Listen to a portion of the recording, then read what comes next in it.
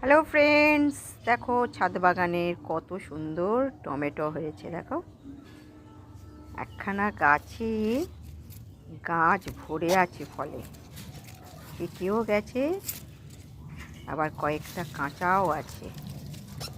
দেখো কত বড় বড় হয়েছে, এগুলো কাঁচা। দেখো,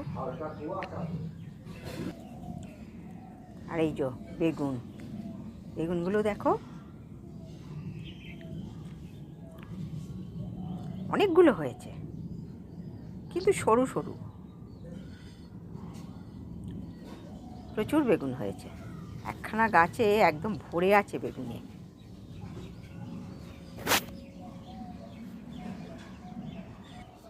আর এই যে সজনে ফুল, এটা এটা কিন্তু টবে বসানো,